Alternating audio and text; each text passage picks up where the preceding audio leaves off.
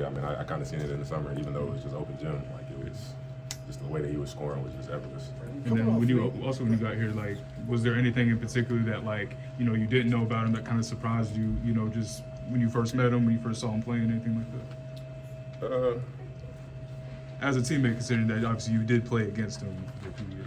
I would say he's a better finisher around the rim than he looks for his size. You would think that like he wouldn't be able to finish as well, but he's pretty crafty around the basket. Didn't you block him at the rim at the end of regulation 2 years ago?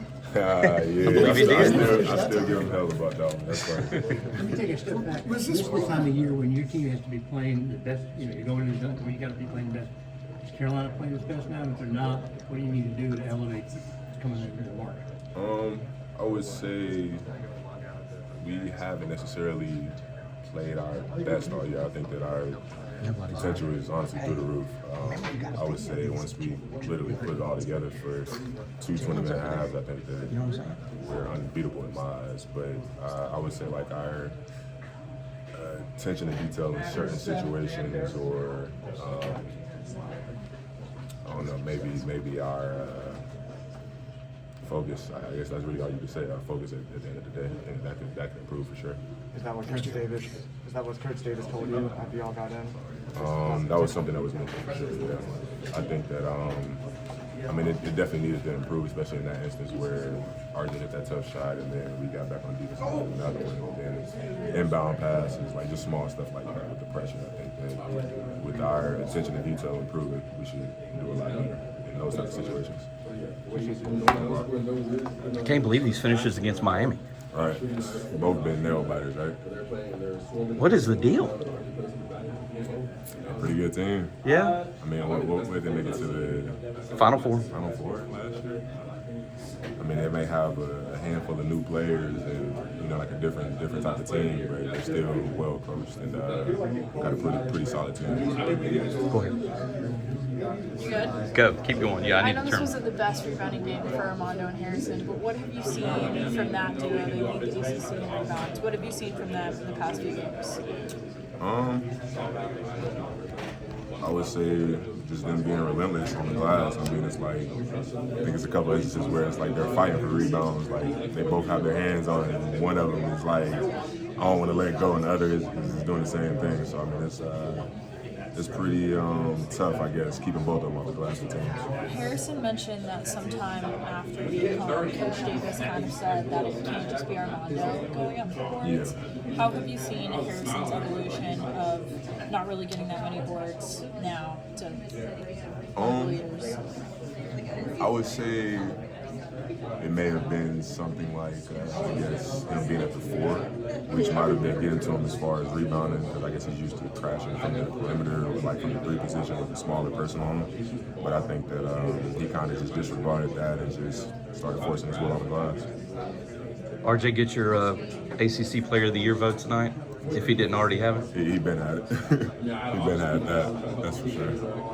How do you think he's been able to? You both have played in this league a long time. How do you think he's been able to take his game to this level? I mean, he's always been a good player, you know what I mean? But like, this is a different level. I mean, 42 points, you know what I mean? Like, and he's had nights like this. Like, and Virginia was a struggle. You know, 1 for 14 from the field for him. You know what I mean? Like, how has he been able to do this, do you think?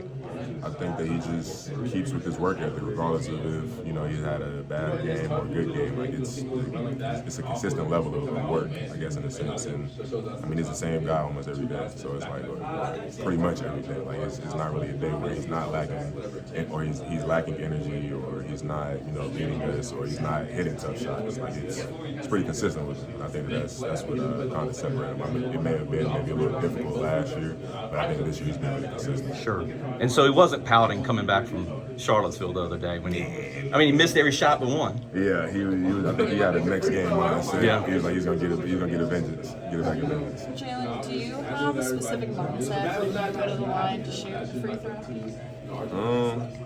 Make them. At the end of the day, I mean, it's 2 free points. I always say that with the role that I have on this team, it's kind of just get it where it comes to me, like throughout the game. So I think that in that instance, maybe we needed a rebound or we needed a point or two to seal the game. And that was an area where I just took advantage of. And then, what is your favorite thing about RJ Davis? It doesn't have to be explicitly on the That's a good question.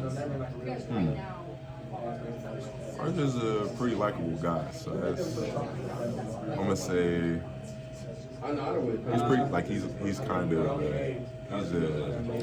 he's an introvert, but like he's outgoing as well. Like, so it's kind of hard. That doesn't make any sense. Like he likes to be in the crib playing the game, like chilling, like with his free time. But at the same time, like if somebody mentions like it's something going on or like an event for the team, like he's there. Does he really have a no rap before noon rule? I don't think I heard of that one. That might be true though. I don't know. I know he's heavy on I know he got Dirk in his rotation pretty heavy, so that might be a lot. But I don't know. You gotta ask him one more time. See if he folds. Thanks, Jae'Lyn. Print the shirts. RJ Davis, likable guy. Very. I know we've asked you before about the season that this team is having compared to some of the success that you didn't have last year at Louisville and things like that, but you guys are in first and it's 3 games left in the regular season. I mean, this is the ACC title chase, you know, the home stretch.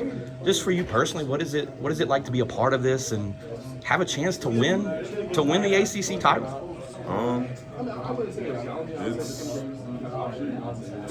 It's great to be in this position, honestly. Like, I think that the 1 year that I was in it, like I said, probably at the beginning of the year was with the Louisville team. The Noro team. I wasn't playing. Yeah. But, I think it's great to be competing for that. I think that, with us having a game ahead of second place, I want to say. You're game and a half now, but yeah, it's a one. You're right.